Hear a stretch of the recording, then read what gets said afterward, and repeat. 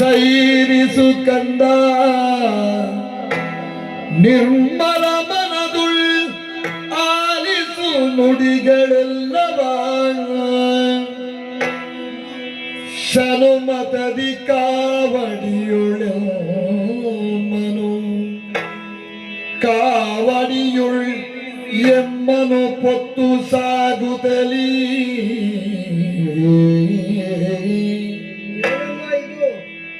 ನಿನಗೆ ಅಶರೀರೋಕ್ತಿ ಕೇಳಲು ನಿನಗೆ ಅಶರೀರೋಕ್ತಿ ಕೇಳಲು ಜನಕನುತ್ತರ ಕ್ರಿಯೆಯ ಮುಗಿಸುತ್ತಾಗ ಎಣಿಸಿತದದಿ ದುಷ್ಟ ಮರ್ದನ ಕೃತಿಯ ವಿರಚಿಪುದು ಕಂದ ಸೈರಿಸು ನಿರ್ಮಲ ಮನದುಳಾಲಿಸು ಕಂದ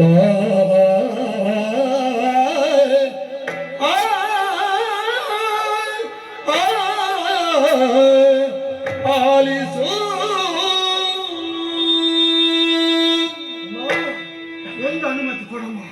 ಒಂದು ಅನುಮತಿ ಸಿಕ್ಕಿದ್ದು ತಾನೇ ಆಸುಷ್ಟ 21 ಬಾರಿ ಭೂಪ್ರದಕ್ಷಿಣೆ ಮಾಡಿ ದುಷ್ಟ ಕ್ಷತ್ರಿಯರನ್ನು ಕೊಲ್ಲುತ್ತೇನಂತ ಆಡಿದೆಯ ಮಗನೇ. ಕೊಲ್ಲದ ಬಿಟ್ಟೇನ? ಕೊಲ್ಲಬೇಕು ಮಗನೇ, ಕೊಲ್ಲಬೇಕು ನೀನು. ಕೊಲ್ಲುತ್ತೇನೆ. ನೋಡು ನಿನ್ನ ಈ ತಾಯಿಯ ದೇಹವನ್ನು ನೋಡು ಮಗನೇ. ಏನಮ್ಮ ಇದು? 21 ಗಾಯಗಳನ್ನೇ ಮಾಡಿದ್ದಾರೆ ಆ ದುಷ್ಟರು. ರಾಮ, ಅಮ್ಮ, ಅದಕ್ಕಿಂತ ಮೊದಲು ನೀ ಮಾಡಬೇಕಾದಂತ ಹೊಣೆಗಾರಿಕೆ ಒಂದಿದೆ ಮಗನೇ. ನಾನಾ? ಏನಮ್ಮ? ತಂದೆಯ ಶವವನ್ನು ಹಾಗೆ ಇರಿಸಿಕೊಳ್ಳುವುದಲ್ಲ ಮಗನೇ, ಅಂತ್ಯ ಸಂಸ್ಕಾರ ಎನ್ನುವುದು ಆಗಬೇಕು. ಮಾಡ್ಬೇಕಲ್ಲಮ್ಮ. ಆದರೆ ಇಲ್ಲಿ ಅಲ್ಲ ಮಗನೇ, ಮತ್ತೆ ಕಾವಡಿಯಲ್ಲಿ ನಮ್ಮೀರ್ವರನ್ನು ಇರಿಸಿ ಹೊತ್ತು ನಡೆ ಮಗನೇ. ಎಲ್ಲಿ ನಿನಗೆ ದೇವತೆಗಳು ಪ್ರಚೋದನೆಯನ್ನು ಕೊಡ್ತಾರೋ ಅಲ್ಲೇ ಕೆಳಗಿರಿಸಿ ತಂದೆಯ ಅಂತ್ಯ ಸಂಸ್ಕಾರವನ್ನು ಮಾಡಿ ಮುಗಿಸು. ಆಗಲೇ ನನಗೆ ಸದ್ಗತಿ ಮಗನೇ, ಸದ್ಗತಿ. ಅಮ್ಮ, ನಿನ್ನ ಇಚ್ಛೆಯಂತೆ ಆಗಲಿ ಅಮ್ಮ. ಈರುವರನ್ನು ಹೊತ್ತು ನಾವು ಸಾಗುತ್ತೇನಮ್ಮ. ಸಾಗಿಸಿ.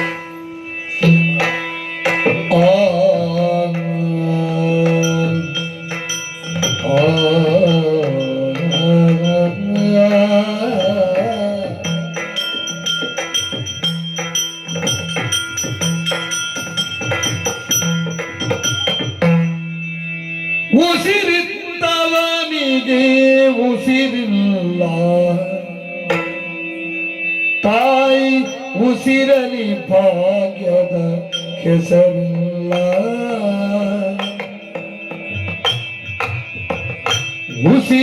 ಉಸಿರಿದ್ದವನಿಗೆ ಉಸಿರಿಲ್ಲ, ತಾಯಿ ಉಸಿರಲಿ ಭಾಗ್ಯದ ಹೆಸರಿಲ್ಲ.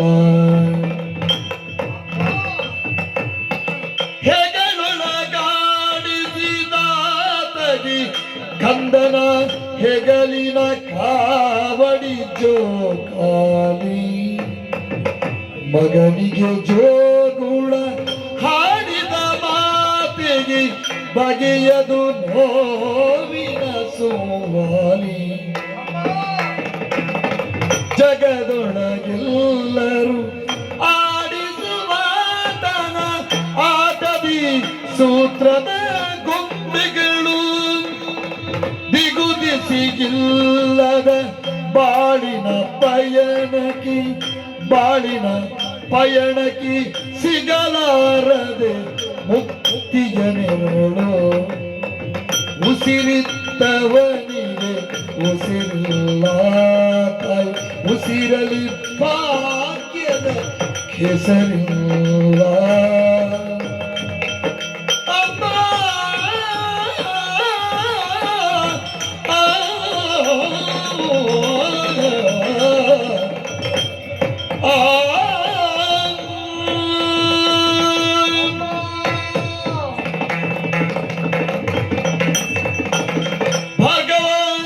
ನಿನ್ನ ತಂದೆಯ ಅಂತ್ಯಕ್ರಿಯೆಗೆ ಇದೇ ಸುಸ್ಥಳ, ಇದೇ ಸುಸ್ಥಳ, ಇದೇ ಸುಸ್ಥಳ.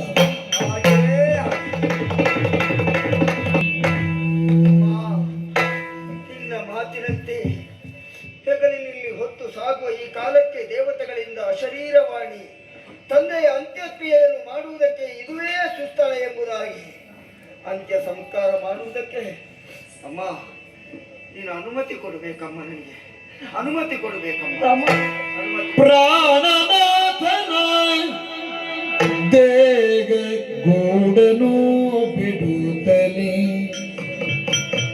ಪ್ರಾಣ ಪಕ್ಷಿಯು ಹೋದ ಮೇಲೆ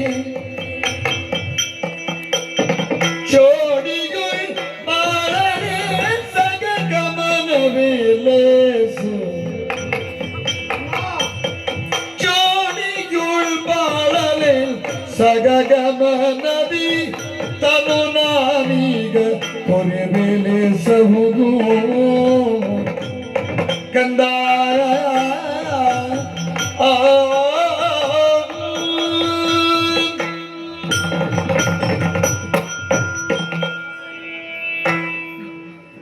ಅಮ್ಮ ಬದುಕು ಇಷ್ಟೇ ಮಗನೇ, ಛೇ, ಇಷ್ಟೇ ಬದುಕು. ಅದು ನನಗೆ ಅರ್ಥ ಆಗಿದೆ ಕಂದ. ದೇಹದಿಂದ ಪ್ರಾಣ ಪಕ್ಷಿ ಎನ್ನುವುದು ಹಾರಿ ಹೋದ ಮೇಲೆ ಗೂಡೆನ್ನುವ ದೇಹಕ್ಕೆ ಅಸ್ತಿತ್ವ ಎನ್ನುವುದಿಲ್ಲ ಮಗನೇ. ಅದು ಬೆಂಕಿಯಲ್ಲಿ ಸುಟ್ಟು ಹೋಗಬೇಕು ಕಂದ. ನೋಡು, ನಿನ್ನ ತಂದೆಯಾದ ಮಾತ್ರ ದೇಹ ಅಲ್ಲ ಮಗನೇ, ಮತ್ತೆ ಈ ತಾಯಿಯದ್ದು ದೇಹ ಮಾತ್ರ ಈಗ.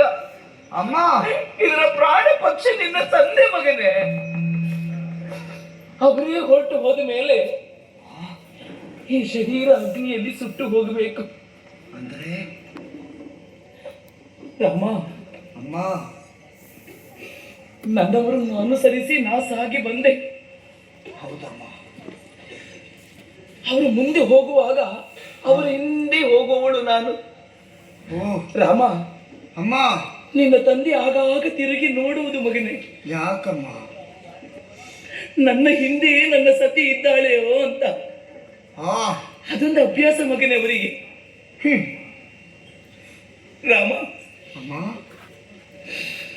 ಈಗಲೂ ನಿನ್ನ ತಂದೆ ತಿರುಗಿ ನೋಡ್ತಾ ಇರಬಹುದು ಮಗನೇ.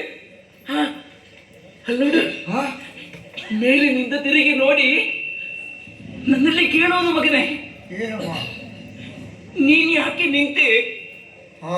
ನಿನಗೆ ಬರುವುದಕ್ಕೆ ಮನಸ್ಸಿಲ್ಲವೇ ಅಂತ. ಹೌದಾ ರಾಮ, ಅಮ್ಮ? ನಾ ಹೊರಟೆ ಮಗನೇ, ನಾ ಹೊರಟೆ. ಅಂದ್ರೆ ನಾನು ನನ್ನವರ ಜೊತೆಯಲ್ಲಿ ಹೋಗಬೇಕು. ನಾ ಹೋಗ್ತೇನೆ, ನಾ ಸಹಗಮನವನ್ನು ಮಾಡ್ತೇನೆ ಮಗನೇ. ಅಮ್ಮ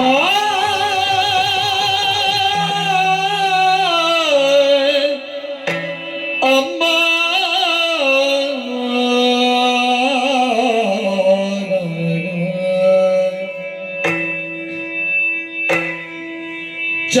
ಚಂದಮಾಮನ ತೋರಿ ತುತ್ತಿಟ್ಟು ಮುತ್ತಿಟ್ಟು ಅಮ್ಮ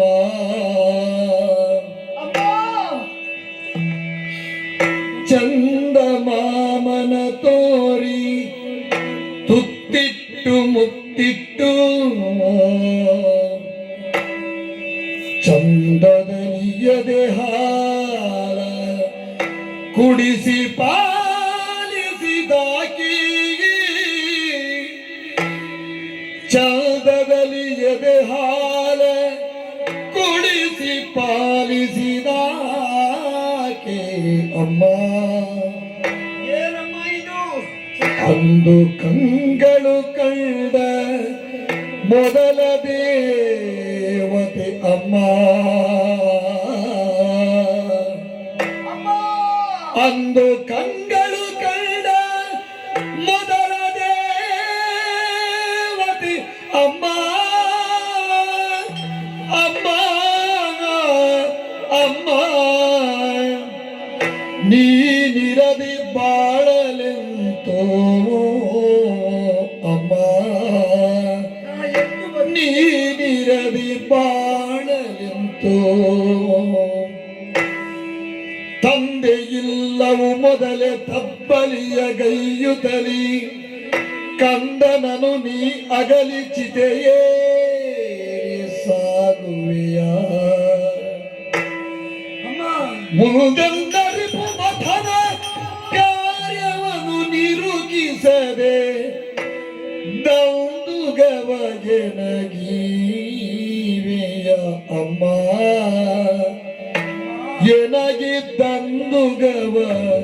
ಎನಗೀವಿಯ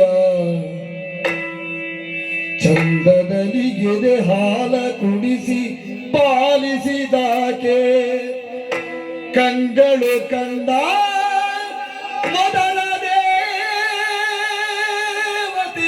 ಅಮ್ಮ ನೀನಿರದೆ ಬಾಳಲು ತೂ ಅಮ್ಮ ಅಮ್ಮ ಜನನಿ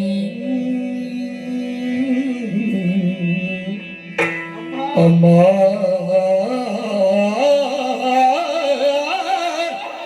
ಅಮ್ಮ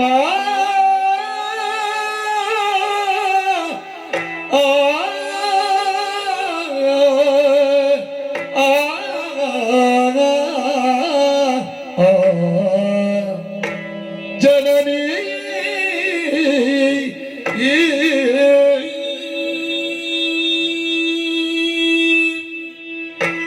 ಅಮ್ಮ,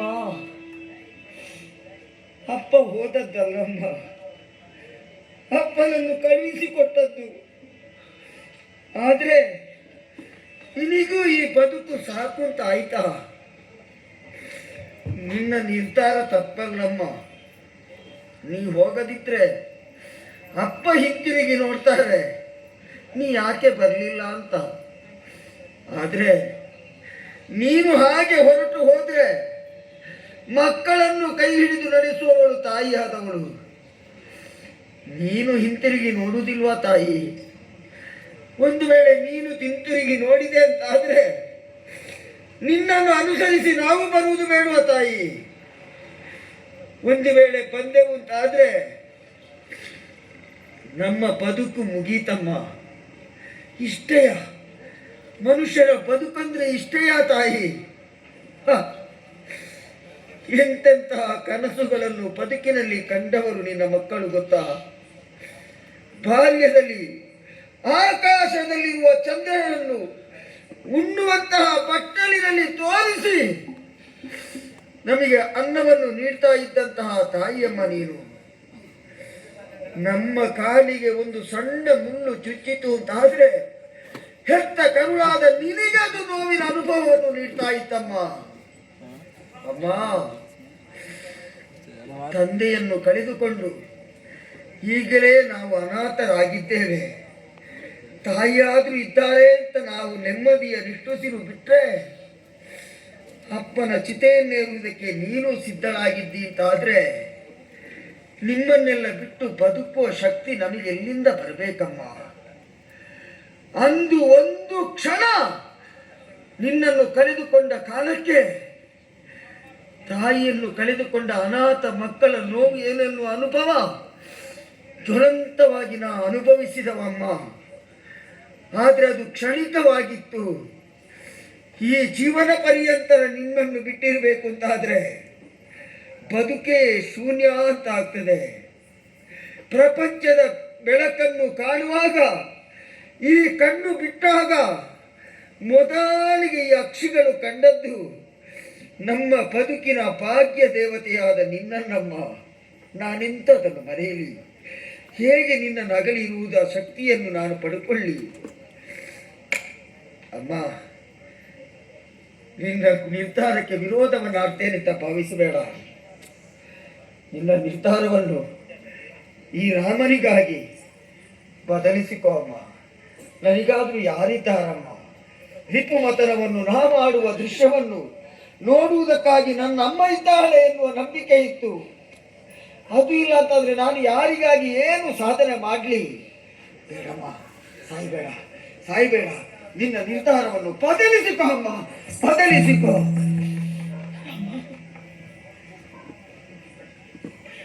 ಅರ್ಥ ಆಗ್ತದೆ ಮಗನೇ. ನಿನ್ನಂತ ಮಗನ ಜೊತೆಯಲ್ಲಿ ಬದುಕುವಂತ ಯೋಗ ನನಗಿಲ್ಲ ಕನ್ನ. ನನ್ನವರ ಜೊತೆಯಲ್ಲಿ ನನಗೆ ಹೋಗಲೇಬೇಕು ಮಗನೇ, ಹೋಗಲೇಬೇಕಮ್ಮ. ಅವರನ್ನು ಬಿಟ್ಟು ಬದುಕುವಂತ ಶಕ್ತಿ ನನಗಿಲ್ಲ. ನಾವು ಹೇಗೆ ಬದುಕಲಿ ಅಮ್ಮ? ನೀನು ಅನಾಥನಲ್ಲ ಮಗನೇ, ಯಾರೂ ಇಲ್ಲ ಅಂತ ಭಾವಿಸಿಕೊಳ್ಳಬೇಡ. ಯಾರಿದ್ದಾರಮ್ಮ ನನಗೆ? ಅಂದು ನಿನ್ನ ತಂದೆ ನಿನ್ನ ಅಜ್ಜನಾದಂತ ವಿಶ್ವಾಮಿತ್ರರಲ್ಲಿ ಕೇಳಿದ್ರಂತೆ,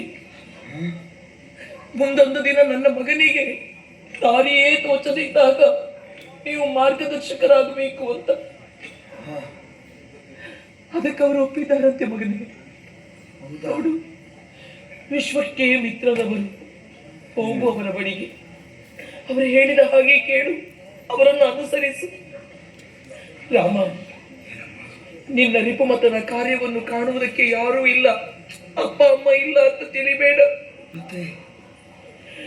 ನಾಳೆ ಲೋಕ ನೋಡ್ಲಿ ಮಗನೇ, ಲೋಕ ನೋಡ್ತದೆ. ಅಮ್ಮ, ಹೊರಟೆ ಮಗನೇ, ಹೋಗ್ತೀರಾ ತಾಯಿ? ಸಿದ್ಧಗೊಳಿಸು, ಸಿದ್ಧಗೊಳಿಸು. ಆಯ್ತು.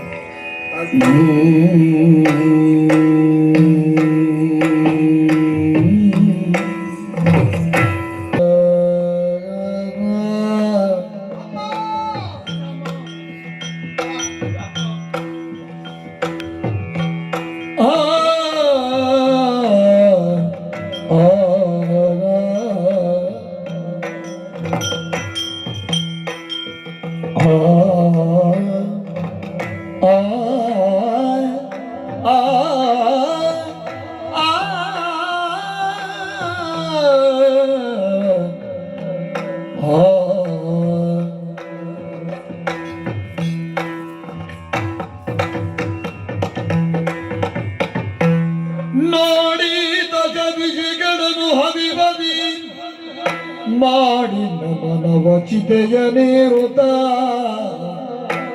ಗಾಢ ಸುಡು ಸಿಕ್ಕಿಗುಟ್ಟಿತನುವನು ಪಡೆಯ ಕೈವಲ್ಯ. ದೇವತೆಗಳೇ, ಜಮದಗ್ನಿ ಮಹರ್ಷಿಗಳಿಗೆ ಸತಿಯಾಗಿ ಅವರ ಜೊತೆಯಲ್ಲಿ ಸಾಗಿ ಬಂದೆ. ಇನ್ನು ಮುಂದೆ ಅವರ ಜೊತೆಯಲ್ಲಿ ಸಾಗುವಂತ ಶಕ್ತಿಯನ್ನು ಕೊಟ್ಟು ನೀವೇ ನನ್ನನ್ನು ಹರಸಬೇಕು, ನೀವೇ ಹರಸಬೇಕು. ಬದುಕಿನಲ್ಲಿ ಸಾರ್ಥಕತೆಯನ್ನು ಕಂಡೆ. ಅಲ್ಲ, ನನ್ನ ಮಕ್ಕಳಿಗೆ ತಂದೆಯಾಗಿ, ನನ್ನ ಸರ್ವ ಸಂಪತ್ತಿಗೂ ಒಡೆಯರಾಗಿ, ಅಲ್ಲ ನನ್ನ ಉಸಿರಾದಂತ ನನ್ನ ಪತಿಯ ಜೊತೆಯಲ್ಲಿ ನಾನು ಹೊರಟೆ. ಸಾಮಾನ್ಯ ಹೆಣ್ಣಾದಂತ ನಾನು ಇಷ್ಟು ಎತ್ತರ ಏರುವುದಕ್ಕೆ ನನ್ನವರೇ ಕಾರಣ. ಎಲ್ಲವನ್ನು ನನಗೆ ಕೊಟ್ಟಂತ ನನ್ನ ಪತಿಗೆ ಕೊಡುವುದಕ್ಕೆ ನನ್ನಲ್ಲಿ ಏನಿದೆ? ಈ ದೇಹ ಮಾತ್ರ. ಸ್ವಾಮಿ, ಈ ದೇಹವನ್ನೇ ನಿಮಗೆ ಅರ್ಪಿಸ್ತಾ ಇದ್ದೇನೆ. ನಾನು ಬರ್ತೇನೆ ನಿಮ್ಮ ಜೊತೆಯಲ್ಲಿ, ನಾನು ಬರ್ತೇನೆ, ನಾನು ಹೊರಟೆ.